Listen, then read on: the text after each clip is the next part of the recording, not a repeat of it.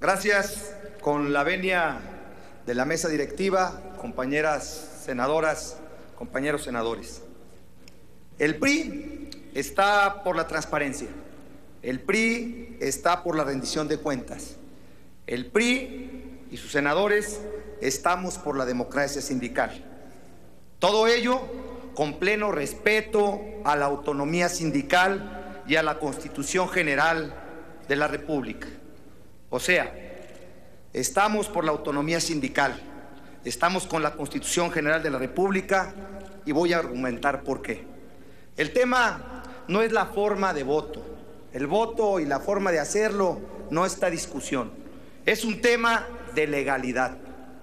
Ya se ha dicho y lo voy a reiterar que el artículo 371, como se plantea aquí y como fue enviado en la iniciativa preferente por el presidente de la República, viola directamente el artículo 123 de nuestra Constitución, en particular la fracción decimosexta que dice: tanto los obreros como los empresarios tendrán derecho a coaligarse en defensa de sus respectivos intereses, formando sindicatos, asociaciones profesionales. Dentro de sus respectivos intereses se encuentra la autonomía sindical, conquista histórica e irrebatible de la clase obrera en nuestro país, que ahora está garantizada y salvaguardada en nuestra ley suprema. Pero el artículo 371, a que se hace referencia, no solo violenta la Constitución, también transgrede los convenios internacionales que México ha suscrito y que son segundo en jerarquía normativa en nuestro marco jurídico nacional. Y quiero ser reiterativo, vale la pena insistir. El convenio 87 de la Organización Internacional del Trabajo sobre la libertad sindical y el derecho de sindicación, en su artículo 3 establece que las organizaciones de trabajadores y empleadores tienen el derecho de redactar sus estatutos y reglamentos administrativos, el de elegir libremente sus representantes, el de organizar su administración y sus actividades. Después puntualiza que las autoridades públicas deberán de abstenerse de toda intervención que tienda a limitar este derecho o a entorpecer su ejercicio legal. La aprobación del artículo 371 en materia de elección de las directivas sindicales entra en contradicción con lo establecido en el convenio 87 de la OIT, que entró en vigor en nuestro país desde el 1 de abril de 1951. Aún más, la doctrina social ha establecido a lo largo de la historia que las relaciones de trabajo se caracterizan particularmente por la colaboración y la solidaridad. En el mundo entero es inaceptable cualquier método que limite al ciudadano en su derecho de ejercer su trabajo en un marco de respeto a los derechos humanos. El sustento precisamente de esta doctrina social otorga a los sindicatos la calidad de promotores de la lucha por la justicia social, por los derechos de los hombres y las mujeres al ejercicio de su trabajo, de su profesión, y a la oportunidad de buscar, por medio de estos, mejorar los niveles de vida de sus familias.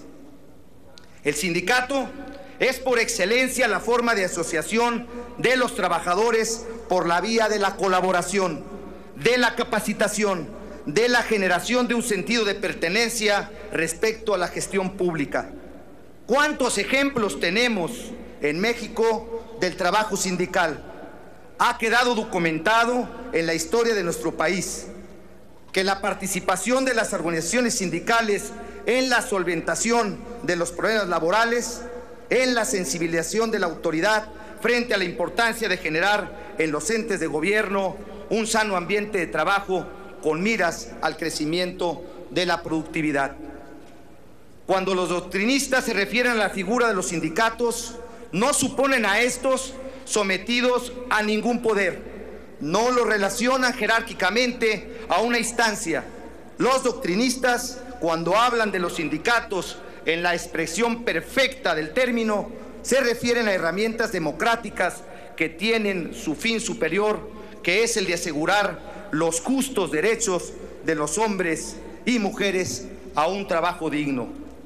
Por mandato constitucional, a ninguna persona podrá impedirse que se dedique a la profesión, industria, comercio o trabajo que le acomode, siendo lícitos. Y es la misma Carta Magna quien les otorga también el derecho de asociarse libremente y de generar certidumbre jurídica en el ejercicio de su labor a través de estos elementos constructivos de orden social y solidaridad que son los sindicatos.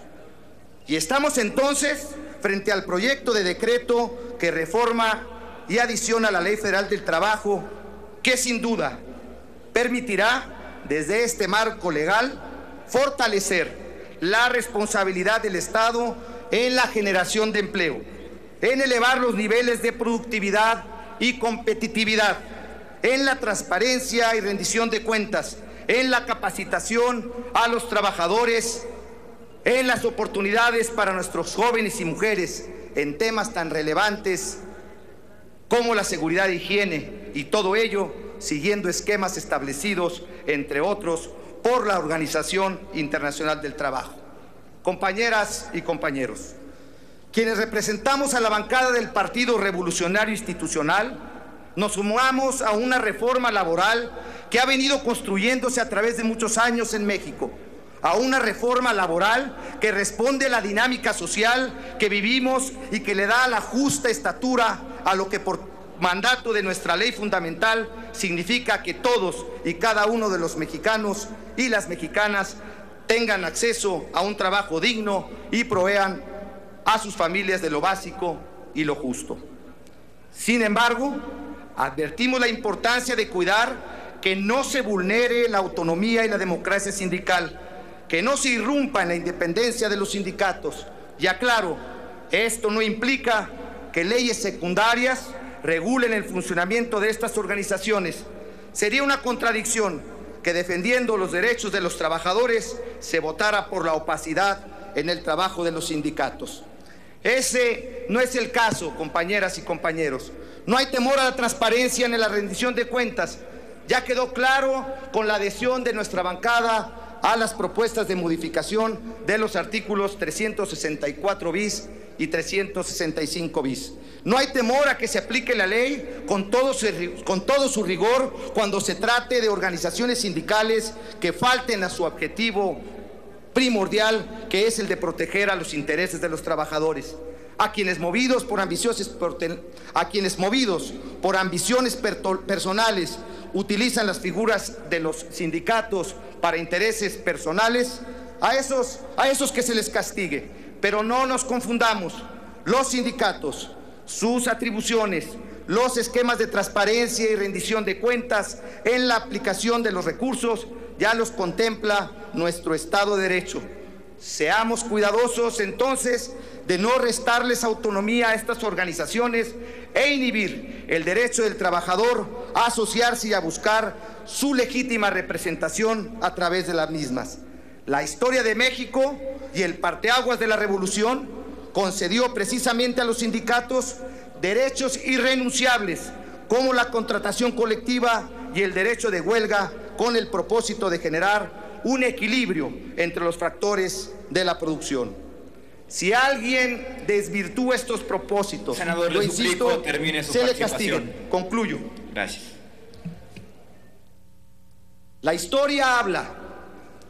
La historia da cuenta de las luchas sindicales y de los logros que se han alcanzado en beneficio de los trabajadores. Tenemos que entender que la figura que nace de la revolución misma es la adecuada, y como en todos los esquemas jurídicos, cuando quienes integran sindicatos no cumplen su encomienda, que se les castigue, se les exhiba públicamente, pero las instituciones sindicales y su autonomía que permanezcan, y el respeto a la ley que prevalezca. Muchas gracias.